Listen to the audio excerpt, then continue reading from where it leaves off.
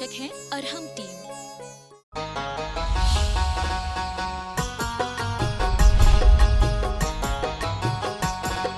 जो स्वयं मोक्ष पथ पर बढ़े जा रहे और भव्यों को भी साथ ले जा रहे, जो सदाचार संयम का मेरु शिखर, जिनके चरणों में देवों की रहती बसर, जो सदाचार संयम का मेरु शिखर, जिनके चरणों में देवों की रहती बसर, वो गुरु मेरा विद्या का सागर महा, वो गुरु मेरा विद्या का सागर महा, जिनके चरणों में झुकता है सारा जहां, उनके चरणों में हम भी चढ़े जा रहे, जो स्वयं मोक्ष पथ पर बढ़े जा रहे और भव्यों को भी साथ ले जा रहे। संत शिरोमणि आचार्य गुरुवर श्री विद्यासागर जी महाराज की जय। अरहम योग प्रणेता पूज्य मुनिश्री प्रणम्य सागर जी महाराज की जय। सभी को सादर जय जिनेन्द्र। ओम अरहम नमः। श्री तत्वाद सूत्र की कक्षा में आप सभी का स्वागत है। आशा करती हूँ आप सभी ने पिछली क्लासेस के नोट्स जरूर बनाए होंगे। आप हमारे YouTube चैनल से पुरानी सभी कक्षाओं को देखकर नोट्स बना सकते हैं। चैनल को सब्सक्राइब करने के लिए QR कोड स्कैन करें या दिए गए लिंक पे जाएं। कल की कक्षा में हमने समझा कि सम्यक दर्शन दो कारणों से होता है, निसर्ग से अर्थात स्वभाव से बिना दूसरों के उपदेश के, और अधिगम से यानी पर उपदेश से होने वाला ज्ञान। तीनों प्रकार का सम्यक दर्शन उपशम, चयोपशम और छायिक दोनों ही कारणों से हो सकता है। हमने जाना पर उपदेश के बिना भी अन्य कारण हैं जिनसे सम्यक दर्शन होता है, जैसे जाति स्मरण और जिन बिंब दर्शन। क्योंकि अरिहंत में सब तत्व गर्वित हैं और जिनकी उन पर श्रद्धा हो गई तो उसे जिन बिंब के दर्शन से पर उपदेश के बिना भी निसर्ग सम्यक दर्शन हो सकता है। एक प्रचलित भ्रांति है कि निसर्ग सम्यक दर्शन भी कभी पूर्व के अधिगम के कारण से होता है। मुनिश्री ने इस भ्रांति का खंडन किया है। सूत्र ऐसा कुछ इंगित नहीं करता। सूत्र में वर्तमान या भूत समय की या अनादि मिथ्या दृष्टि की अपेक्षा कुछ भी नहीं कहा गया है। अतः कोई भी जीव सम्यक दर्शन की प्राप्ति पहली बार निसर्ग या अधिगम किसी से भी कर सकता है। हमने जाना कि सम्यक दर्शन के लिए पांचों लब्धियों का होना जरूरी है: क्षयोपशम लब्धि, विशुद्धि लब्धि, देशना लब्धि, प्रायोग्य लब्धि और करण लब्धि।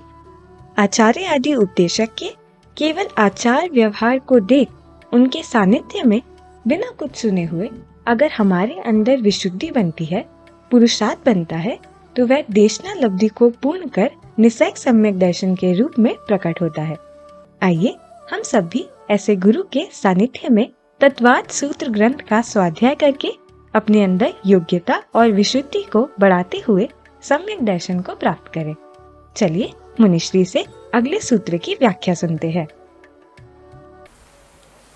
मोक्ष मार्गस्य नेतारं भेत्तारं कर्म भूभृतां ज्ञातारं विश्वतत्त्वानां वंदे तद्गुणलब्धये। देवादिदेव आदिम तीर्थंकर श्री ऋषभनाथ भगवान की, वर्तमान शासन नायक श्री वर्धमान महावीर भगवान की, परम पूज्य आचार्य गुरुवर श्री विद्यासागर जी महाराज की। कि जब भी कभी सम्यक दर्शन होगा तो अधिगम से ही होगा, उपदेश से ही होगा। उपदेश का मतलब भी समझ लो, समझ आ रहा है? और जो 10 प्रकार के सम्यक दर्शन बताए जाते हैं, आज्ञा, मार्ग इत्यादि, उनमें भी इस तरह से बताया गया है। केवल आप किसी के सानिध्य से भी सम्यक दर्शन प्राप्त कर सकते हैं। मार्ग पर जो चल रहे हैं मार्गी, उनको भी देख करके उनके भी केवल आचार व्यवहार को देख करके आपके अंदर सम्यक दर्शन हो सकता है, ये भी कहा गया है। समझ आ रहा है? तो ये भी ध्यान रखें, बिना कुछ सुने हुए भी अगर हमारे अंदर भीतर योग्यता बन जाती है, विशुद्धि बनती है, पुरुषार्थ बनता है, तो हमें बिना कुछ सुनाए हुए भी सम्यक दर्शन हो सकता है। समझ में आ रहा है? इसको क्या बोलेंगे? निसर्ग से होने वाला सम्यक दर्शन। तो ऐसा सम्यक दर्शन औपसमिक भी होता है, क्षयोपसमिक भी होता है और छायक भी होता है। छायक सम्यक दर्शन उनके लिए होता है जो नारकी जीवों में, दूसरे तीसरे नरकों में तीर्थंकर प्रकृति का बंध किए हुए जीव होते हैं, और उनके लिए क्षयोपसम सम्यक दर्शन ही होता है। लेकिन तीर्थंकर प्रकृति का बंध होता है जब वो तीर्थंकर प्रकृति का बंद करके ही फिर से मनुष्य जन्म प्राप्त करते हैं, तो उन्हें छायक सम्यक दर्शन की प्राप्ति के लिए किसी भी प्रकार के उपदेश की जरूरत नहीं पड़ती है। इसलिए निसर्ग से उनके लिए भी छायक सम्यक दर्शन हो रहा है, ऐसा कहा जाता है ना? इतना ध्यान रखना, बाकी तो सब कुछ सिंपल है। तो ये दो प्रकार के सम्यक दर्शन जानने के बाद में अब हम आगे का सूत्र पढ़ते हैं। एक छोटी सी चीज इसमें और समझ सकते हैं कि निसर्ग का मतलब आचार्यों ने यह भी बताया है कि स्वभाव जो हमें देखने में आता है। जैसे पक्षियों का स्वभाव क्या होता है? उड़ना। समझ आ रहा है? कुछ ऐसे भी पशु होते हैं जो जन्म लेते ही दौड़ने लग जाते हैं, हिरण वगैरह के, है ना? अब उन पक्षियों को उड़ना कोई सिखाता है? शेर है, शेर को खूंखार मारना कोई सिखाता है? उसको शिकार करना सिखाया जाता है? अपने आप जन्म से ही, स्वभाव से ही सीखा हुआ होता है। उस पर्याय में जन्म होगा तो अपने आप वो वैसा ही करेगा, इसका नाम भी स्वभाव होता है। समझ आ रहा है? ये उदाहरण दिए गए हैं। आचार्य अकलंग देव ने कहा है कि इसी तरह के स्वभाव से वह सम्यक दर्शन भी होता है, लेकिन अंतरंग में दर्शन मोहनी कर्म का उपशम, क्षय या क्षयोपशम ही कारण होता है, और बाहर से हमारे अंदर अपने आप इस तरह की योग्यता आ जाती है कि हमें तत्व की श्रद्धा की परिणति आ जाती है। तो स्वभाव का मतलब इस तरह से भी कहा गया है। अब यहाँ पर भी हमें उपदेश के बिना ही है। स्वभाव का मतलब ये नहीं है कि अपने आप हो रहा है, कोई काल लब्धि से हो रहा है, सब योग्यताएं मिलने के बाद हो रहा है, उसको भी स्वभाव कहा जाता है। पक्षी का जन्म हुआ, उसके अपने त्रियंच गति नाम कर्म का उदय होगा, उसके अपने उस जो उसका जन्म होगा, अंडज जन्म हो, गर्भज जन्म हो, वैसा जन्म होगा, उसके कारण से उसकी उस तरह की योग्यता आ गई और अपने आप वह उड़ना सीख लेता है। समझ आ रहा है? कोई उसको सिखाना नहीं पड़ता है कि एक कबूतर दूसरे कबूतर को उड़ना सिखाता हो, जैसे आप अपने बच्चों को चलना सिखाते हो। समझ में आ रहा है ना? कभी देखा है क्या? है? बोलो तो। अपने आप ही उड़ता है ना कबूतर, तो कबूतर का बच्चा भी है। बस इसी का नाम स्वभाव है। तो स्वभाव का मतलब यही समझना चाहिए, है ना? जैसे शेर में शौर्यता होती है, क्रूरता होती है, वो उसका स्वभाव है। आज आदमी क्षण भर में अगर शेर की पर्याय में जन्म ले लेता है और जैसे ही उसका जन्म होता है तो अपने आप वो शेर की तरह ही दहाड़ना शुरू हो जाता है। उसको सिखाना नहीं पड़ता कि शेर नहीं सिखाती हो, देख ऐसे दहाड़ते हैं, ऐसे मुंह फाड़ते हैं, ऐसा कुछ नहीं होता है। अपने आप ही जो है वो सीख जाता है, अपने आप ही करने लग जाता है। इसी का नाम है स्वभाव। समझ आ रहा है ना? तो इसलिए भी निसर्ग से जो होने वाला सम्यक दर्शन है वो सब अपनी योग्यताएं मिल जाएंगी। आपकी कर्मों की स्थितियां, दर्शन मोहनी आदि कर्मों का क्षय क्षयोपशम उसी तरीके का होना, और बाहर केवल जिन बिंब या आचार्य आदि गुरुओं का केवल सानिध्य भी मिल जाता है तो भी उससे सम्यक दर्शन की प्राप्ति हो जाती है। सुन रहे हैं? बिना उपदेश के भी।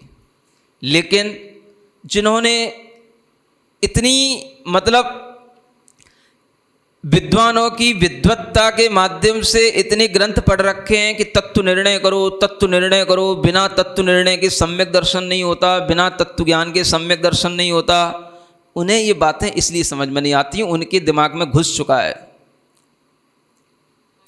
समझ आ रहा है कि तत्व निर्णय, सात तत्व की श्रद्धा, सात तत्व का ज्ञान, तो उन्हें ये लगता है कि जिन किन्हीं को भी सम्यक दर्शन होगा उन्हें सात तत्वों का ज्ञान हो जाएगा, तभी होएगा। समझ आ रहा है? तो सात तत्व का ज्ञान तो मैंने आपको कल भी बताया था, केवल आप देव का स्वरूप मान लिए, गुरु का स्वरूप मान लिए, उससे भी सात तत्व का ज्ञान हो गया, है ना। वही सात तत्व यहां आगे बताए जा रहे हैं। जीवा जीवाश्रव, बंध संवर निर्जरा, मोक्षास तत्वम। पढ़ो एक बार।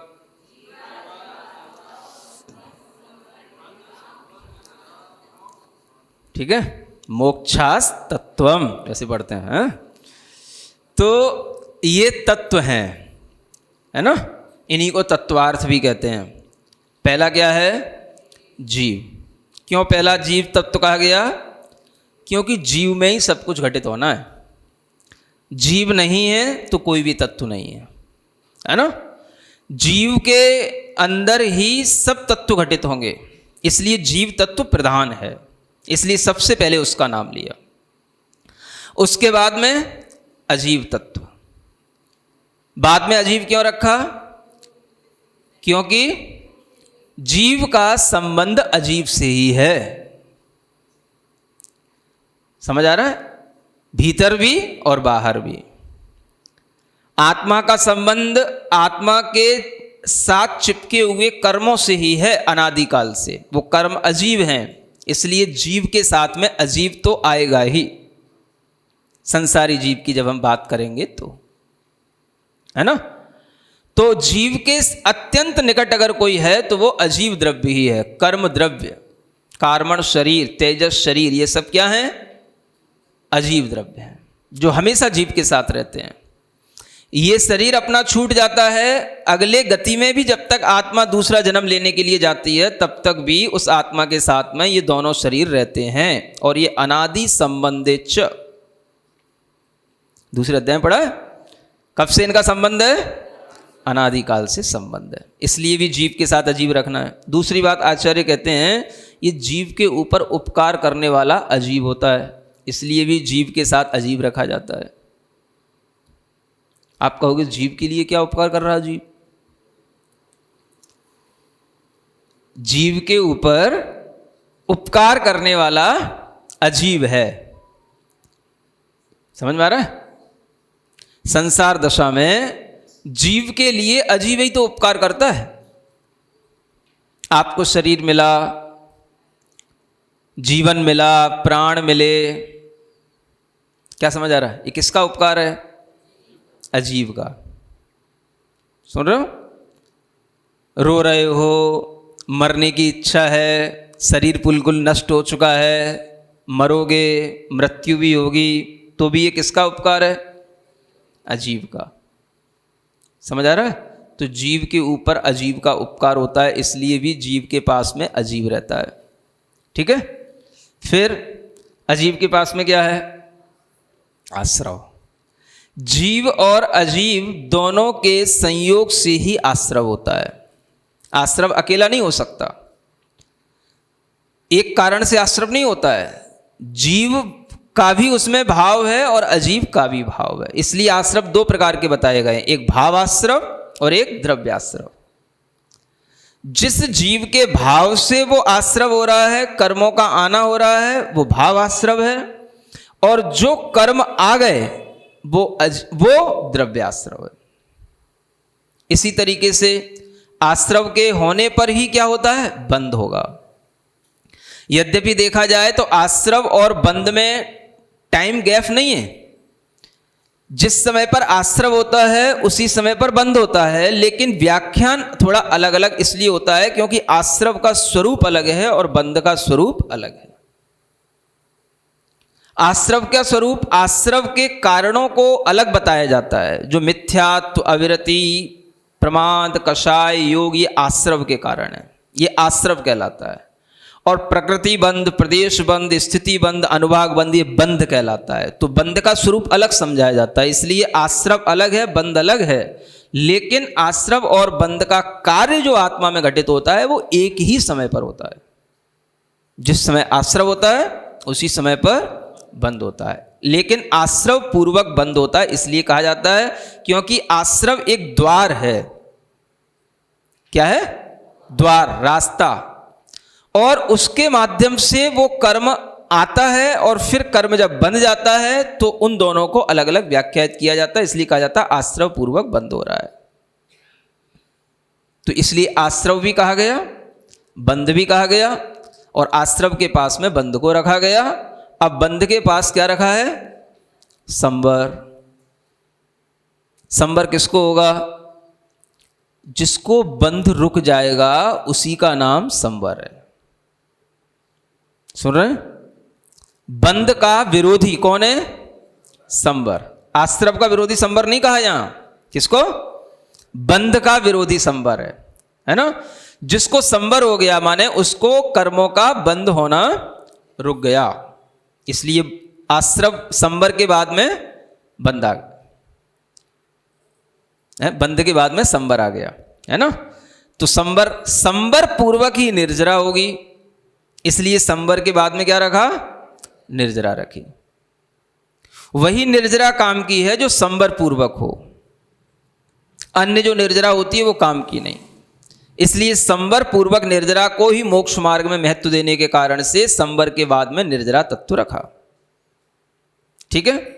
और निर्जरा होने पर ही मोक्ष होगा, उस कर्म से मुक्ति मिलेगी। तो निर्जरा से ही मोक्ष होता है, इसलिए निर्जरा के बाद में मोक्ष रखा।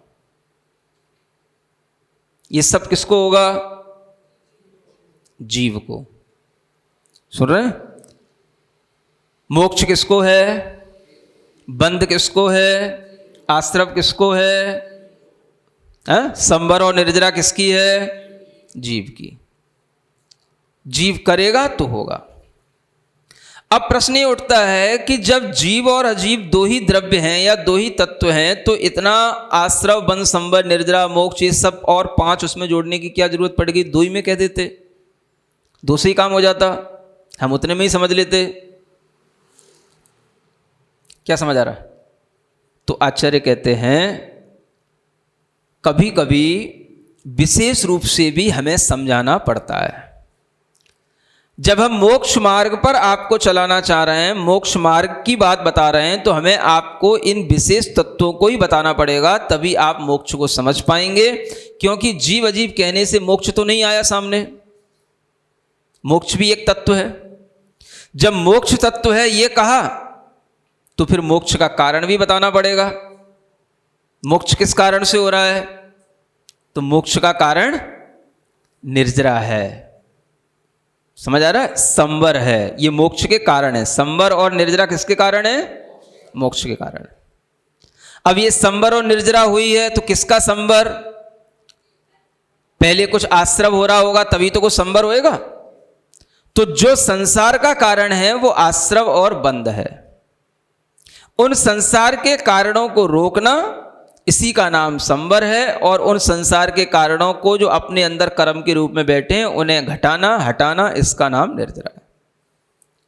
तो इस तरह से जब हम पूरा व्याख्यान करते हैं तभी हमें संसार और मोक्ष तक के पूरे तत्वों का ज्ञान हो पाता है।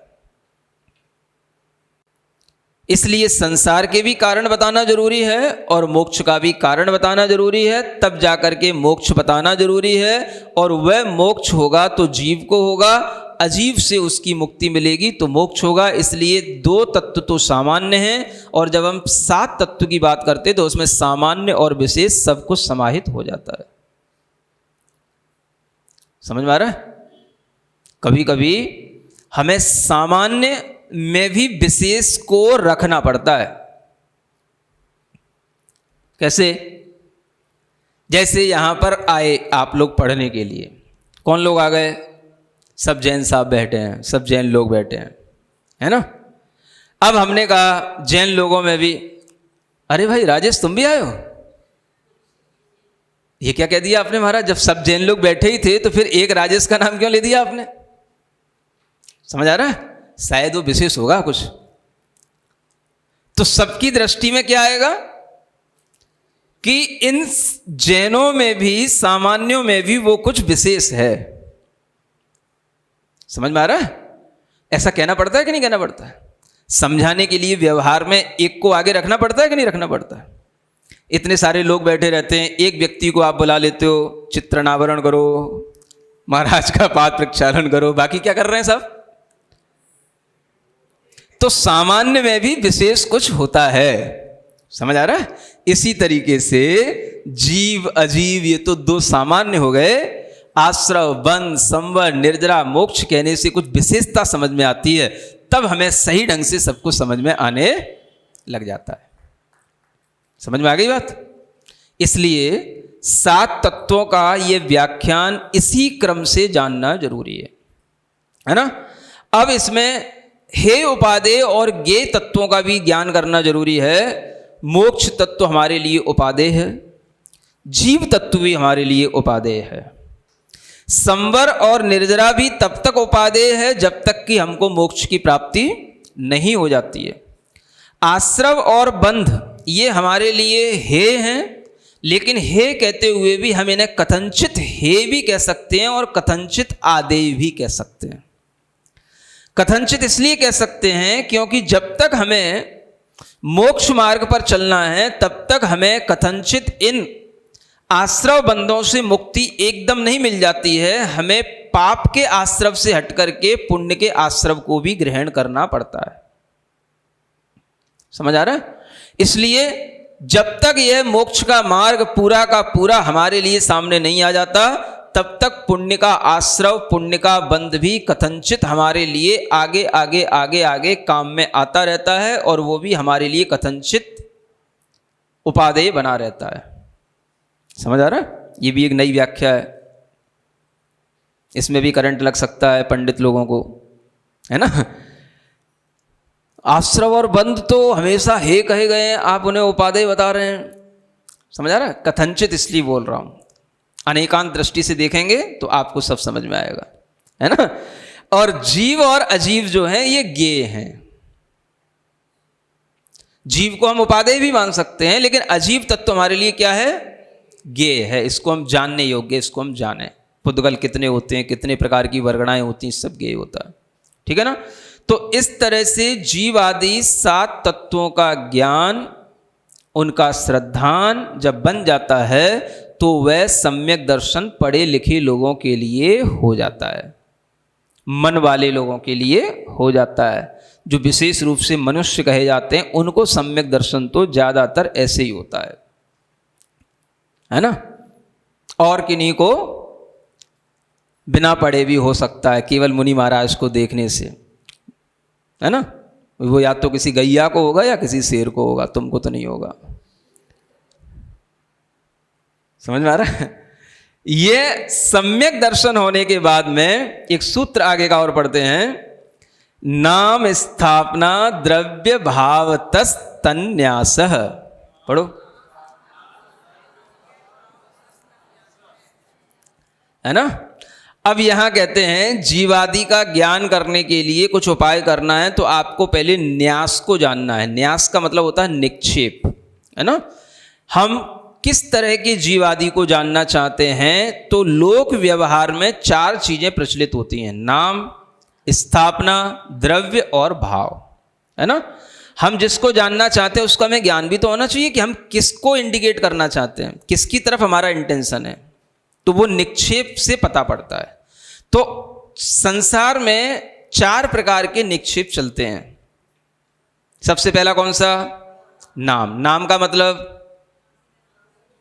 बस नामकरण, बिना नामकरण के तो कोई काम होता ही नहीं। समझ आ रहा है? बच्चा हुआ, पहले क्या करना? नाम रखो। बिना नाम के ही चलता रहे काम, ऐसा नहीं होता है? बिना नाम के तो कोई काम चलता ही नहीं महाराज। कोई भी चीज़ हो तो उसका नाम तो रखना ही पड़ेगा। अब ये लकड़ी भी है तो उसका नाम भी रखना पड़ेगा, ये पेंसिल है समझ आ रहा है ना। बिना नाम के तो हम क्या करेंगे, करेंगे और कुछ नहीं करेंगे। तो लोक व्यवहार में भी नाम सबसे पहले चाहिए, है ना। अब वो नाम हम क्या रखें महाराज, बेटे का नाम अरिहंत रख दें, रख दो भैया, मैं क्या को मना करूं तो वो अरिहंत नाम तो रख दोगे कि वो अरिहंत तो नहीं हो जाएगा। तो इसका मतलब ये हो गया कि नाम में किसी भी प्रकार के गुणों की कोई अपेक्षा नहीं की जाती है, अन्यथा तुम ही सब उसके पैर छूने लग जाओगे, भैया अरिहंत आ गया, अरिहंत आ गया है। तो नाम का मतलब हो गया गुणों की अपेक्षा के बिना किसी भी वस्तु या व्यक्ति का नामकरण कर देना, ये नाम निक्षेप कहलाता है। ठीक है ना। ये लोक व्यवहार इसी से शुरू होता है, इसके बिना तो कोई काम चलता ही नहीं है। ऐसा कोई पदार्थ बताओ जिसका कोई नाम ना हो, क्या बताओ बताओ। देखो ये नाम निक्षेप का कितना बड़ा काम है। दुनिया का ऐसी कोई चीज बताओ, ऐसा कोई पदार्थ बताओ जिसका कोई नाम ना हो, बोलो, नेट पे ढूंढो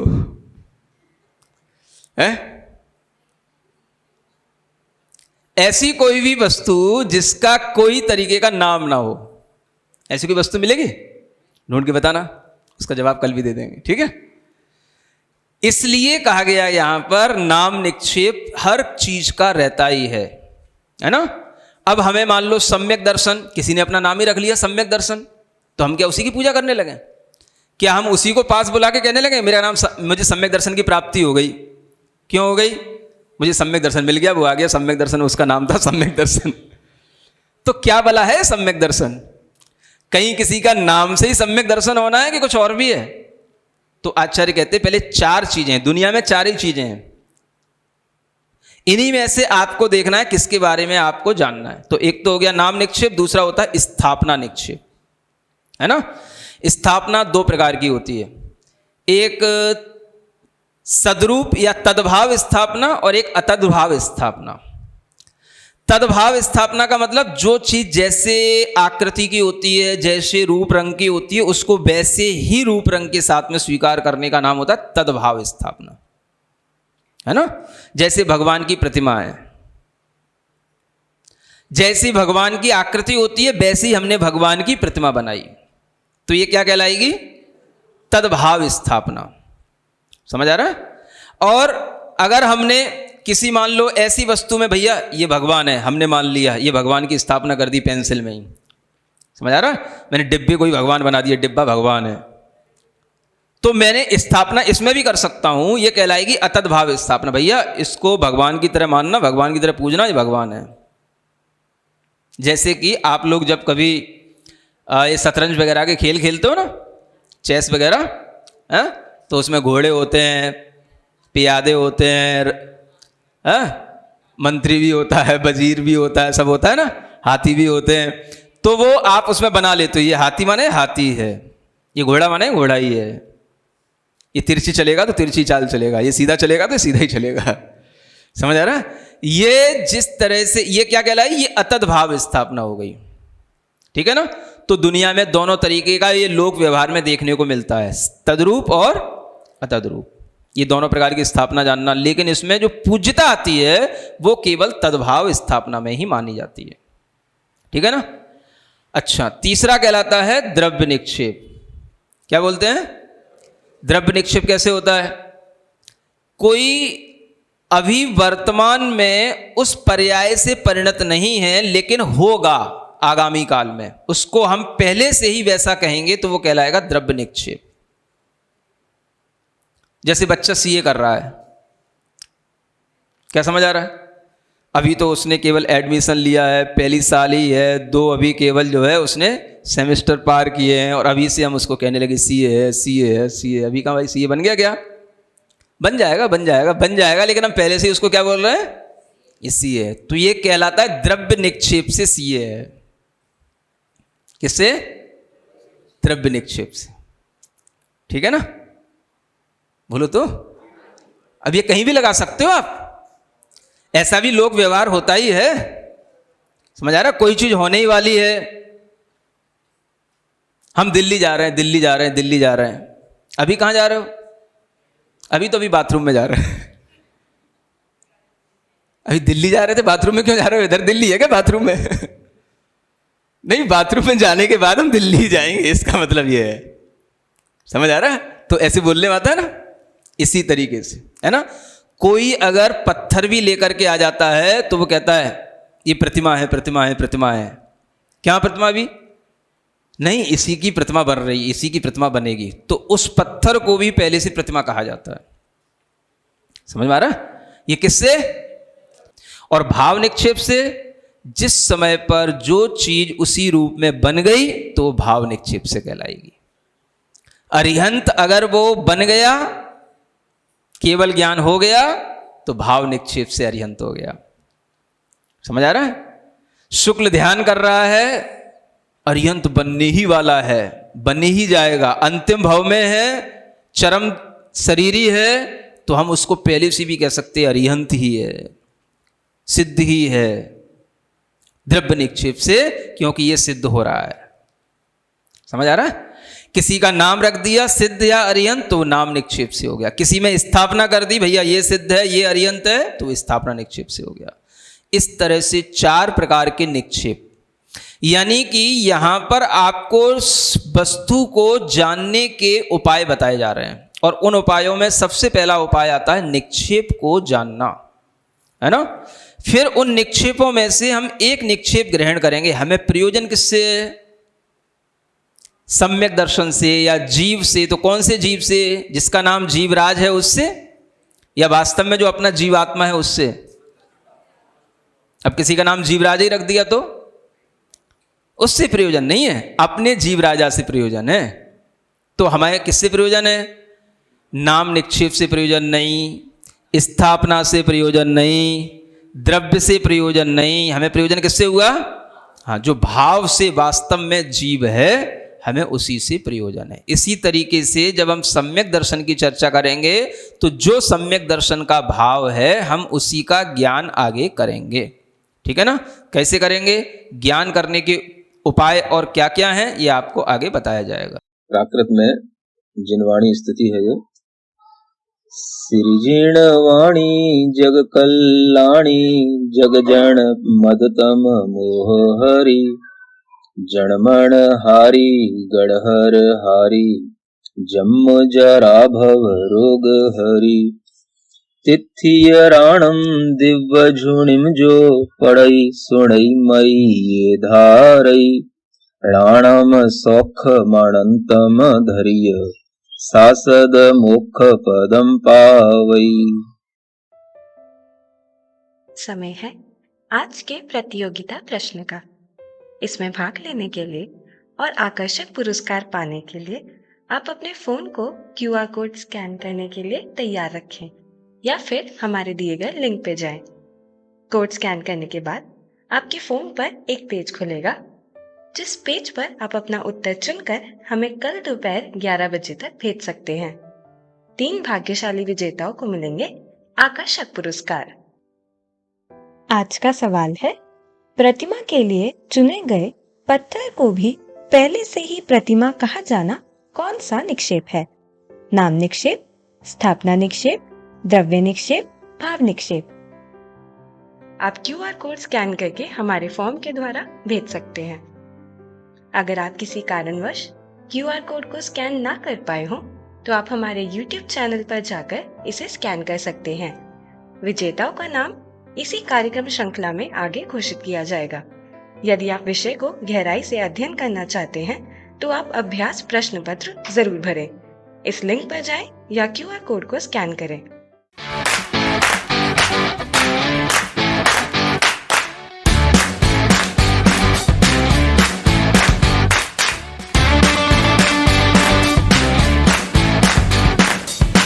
ज्ञान हमें जैन दर्शन में मिला है, वो ज्ञान दुनिया की सबसे बड़ी अगर कोई भी पुस्तक हो सकती है तो वह तीर्थंकरों के द्वारा ये जो ज्ञान हमें आचार्यों ने दिया है उसको बताने वाला तत्वार्थ सूत्र जैसा एक ग्रंथ, जिसमें हमें दुनिया की सारी चीजों के सूत्र रूप में निर्देश मिलते हैं और उसी ज्ञान के माध्यम से वस्तु व्यवस्था चलती है, प्रकृति चलती है, लोक चलता है। तो हम ये जानने की कोशिश करें कि जब तक हम इस तरह के ज्ञान को पढ़ने और सीखने की चेष्टा नहीं करेंगे, हमें कभी भी ये डिस्टिंग्विश करना नहीं आएगा कि राम भगवान थे, कि बुद्ध भगवान थे, कि महावीर भगवान थे।